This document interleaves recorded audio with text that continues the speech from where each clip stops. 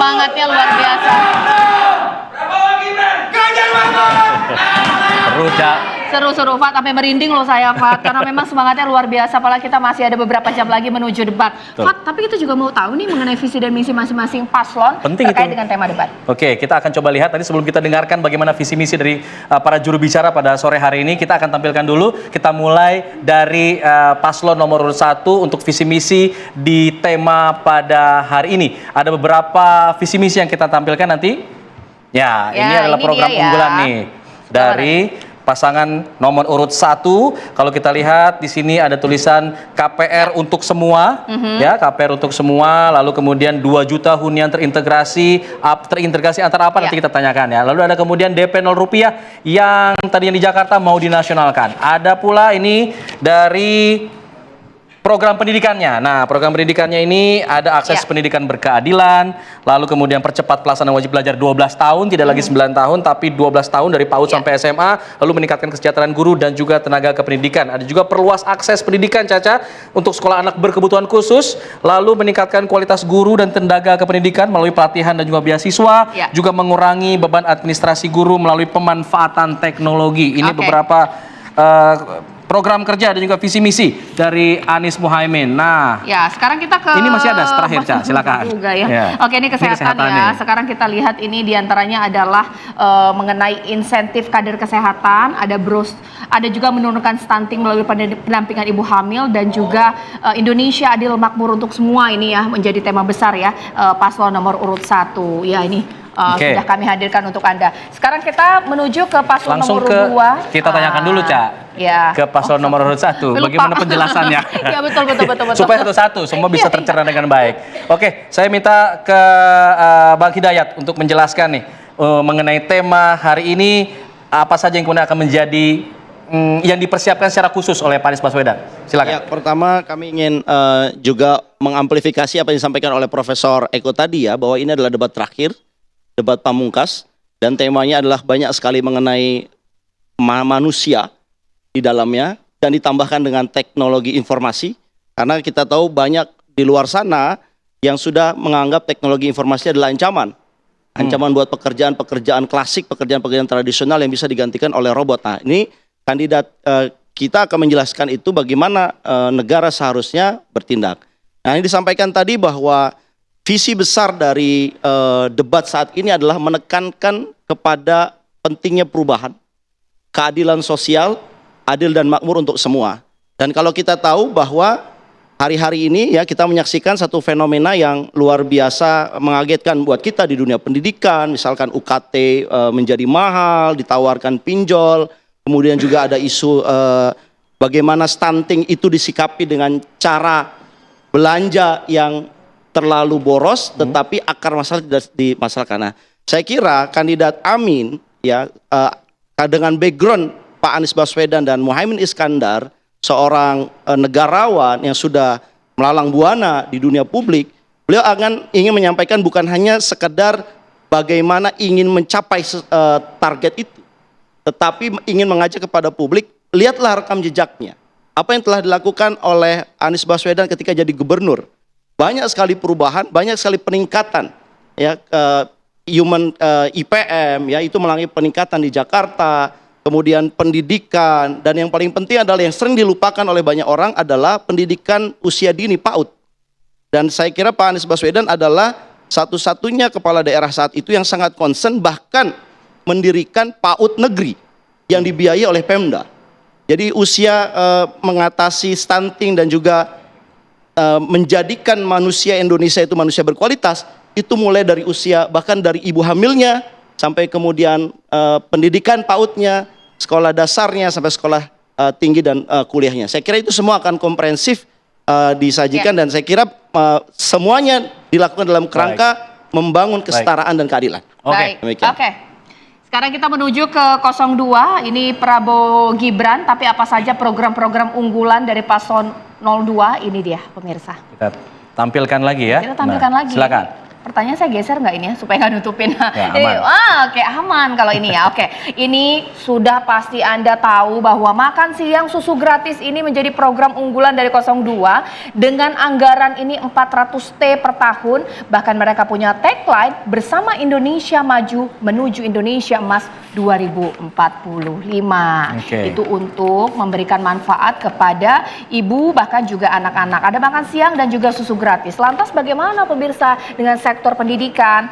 Ada banyak sekali program, di antaranya adalah membangun sekolah unggul terintegrasi tiap-tiap kabupaten, menaikkan gaji guru ASN, bahkan juga dosen, bahkan juga penguatan pendidikan, sains teknologi dan digitalisasi, dan perbaikan sekolah. Selain itu, sekarang kita lihat lagi ya dari sektor kesehatan, di antaranya adalah mengenai rumah sakit lengkap berkualitas di kabupaten, cegah stunting dengan program gizi seimbang, kartu anak sehat, dan juga ASN tenaga kesehatan gajinya mau dinaikin. Wah, Oke. itu dia ya. Pak Wihadi, ini banyak sekali programnya, tapi apa sih yang mau difokuskan dalam debat malam hari ini?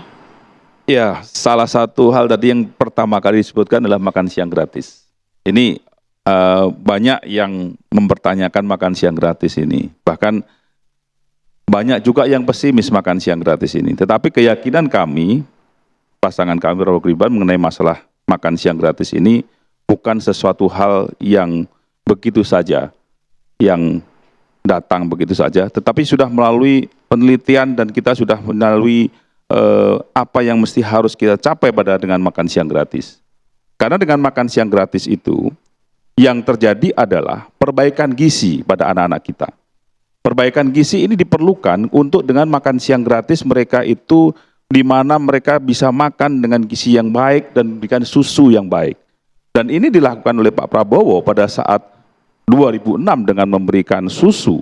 Kita ada di Gerindra itu ada revolusi putih yang setiap kali kita membagi susu. Kita tahu bahwa bagaimana susu itu memberikan efek pada masalah gizi anak-anak. Dan ini gizi ini sangat diperlukan karena kita melihat bahwa anak-anak ini pada saat nanti 2045 menuju Indonesia Emas, anak-anak yang sekarang ini, yang sekolah sekarang ini harus ada perbaikan gizinya. Nah, inilah makanan gratis ini diberikan pada saat ini adalah untuk perbaikan nantinya gizi-gizi itu yang terjadi. Dan permasalahan makan siang gratis ini kita sudah melihat beberapa negara dan salah satunya adalah India. India sudah memberikan makan siang gratis dan kita lihat hasil daripada India saat ini. Dan makan siang gratis ini diberikan tidak hanya kepada anak sekolah saja tetapi pada santri-santri di pesantren-pesantren. Kita juga berikan semuanya. Jadi ini semua anak-anak yang dalam pendidikan semuanya akan diberikan makan siang gratis ini. Di samping itu juga pencegahan awalnya adalah bagaimana mencegah stunting. Stunting ini adalah perbaikan gizi pada saat ibu hamil.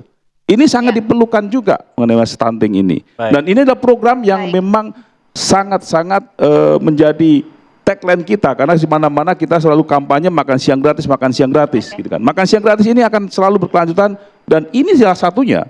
Baik. Makan siang gratis ini juga akan menumbuhkan perekonomian rakyat. Baik. Ya. Ya. Ini perlu sekali, Baik. saya kan. Baik. Oke, ditahan dulu Bang Wihadi. Ini sekarang kita ke 03 ya. Kita akan lihat apa saja visi dan misi bahkan juga program dari Ganjar Mahfud. Nah, kami hadirkan lagi pemirsa. Ini akan Anda melihat bahwa banyak sekali program dari 03 diantaranya adalah satu keluarga miskin, satu sarjana.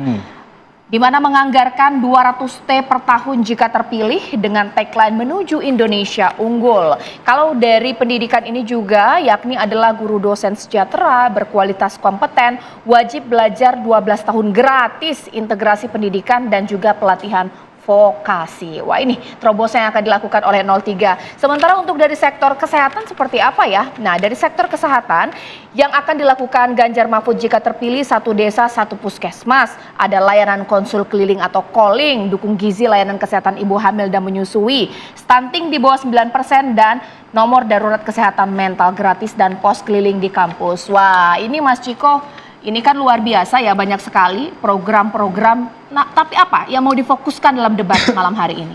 Nah, yang mau difokuskan dalam debat malam ini tentunya itu yang paling tahu adalah Pak Ganjar. Dan ini akan menjadi surprise karena ini kan waktunya masih ada jelang waktu sekian jam. Kalau saya sebut di sini nanti 02 sama 01 langsung siap-siap lagi. Jadi nanti biar aja Pak Ganjar. Nah, ya, terus satu hal lagi, ini saya juga ingin sampaikan soal visi misi ini yang paling tepat untuk menyampaikan adalah Pak Ganjar ya. Selain dia punya rekam jejak di setiap topik dari debat ini, dia juga yang ini visi misi ini adalah hasil buah pikiran dia. Berbeda mungkin dari paslon-paslon lain yang punya tim begitu kuat untuk merumuskan visi misi, tapi kalau kami Pak Ganjar dan Pak Mahfud itu betul-betul mereka lah yang menjadikan ini buah pikiran mereka. Kenapa? Khususnya di bidang-bidang yang terkait dengan kesejahteraan sosial, bidang-bidang yang terkait dengan masyarakat kecil, masyarakat di akar rumput. Kenapa? Kita bicara soal sejarah hidup. Karena Pak Ganjar dan Pak Mahfud adalah orang yang lahir cenderung dari keluarga sederhana bahkan mendekati miskin. Pak Ganjar dan Pak Mahfud pernah mengalami di mana belum berusia kerja, sudah mencari nafkah atau membantu keluarganya untuk menyekolahkan adik-adiknya atau menghidupi dirinya sendiri. Nah ini penting. Bukan saya mengatakan bahwa orang-orang kaya tidak bisa memikirkan orang miskin, tetapi tentu secara relate nih. Kalau anak-anak muda ini kan nggak relate banget sih, ya kan? Lo nggak bisa relate kalau lo nggak berangkat dari orang miskin. Lo nggak bisa relate kalau lo nggak pernah hidup sederhana. Lo nggak bisa relate ngomongin soal orang miskin kalau lo mantu presiden sama anak presiden. Agak sulit, ya kan? Jadi ini saya rasa akan menjadi strong point daripada Pak Ganjar maupun Pak Mahfud. Kita bicara soal kenapa ada satu sarjana di satu keluarga miskin, karena Pak Ganjar dan Pak Mahfud sadar betul yang membuat mereka sukses menjadi manusia ini salah satunya adalah pendidikan yang tinggi, ya kan? Itu adalah untuk memutus mata rantai kemiskinan. Dan ini kenapa? Ya kita ngomong bodoh-bodohannya aja. Bodoh-bodohannya adalah orang akan dapat kerja yang lebih baik, gajinya UMR atau di atas UMR kalau dia sarjana. Nah ini kan umum, ya kan? Nah kalau kita bicara soal anggaran yang begitu tinggi dan lain-lain, semua anggaran itu bisa dicari, bisa diadakan, bisa dikutak-kutik tergantung political will, ya kan? Toh kita kasih contoh, Pak Jokowi ini saking punya political will yang kuat didorong untuk memenangkan anaknya misalnya, ya kan? Dia bisa menganggarkan sampai 500 triliun untuk bansos, bahkan lebih tinggi daripada anggaran bansos di masa Covid, puncak-puncaknya pandemi loh. Orang ada yang mati kelaparan loh tahun 2021 itu. Di Serpong, di Banten maupun di Yogyakarta yang saya baru baca. Kalau kita Google kita bisa lihat. Tapi anggaran itu bisa naik. Artinya kan with political will, apapun dorongannya ya, apapun yang mendrive political will itu, semua bisa tercapai. Nah, drive-nya untuk Pak Ganjar dan Pak Mahfud adalah untuk mensejahterakan rakyat kecil dan mereka tahu betul itu bagaimana caranya karena mereka berangkat dari keluarga seperti itu. Oke, ditahan dulu Mas Iko. Ya, itu dia tadi program-program yang akan ditonjolkan dalam debat malam hari ini.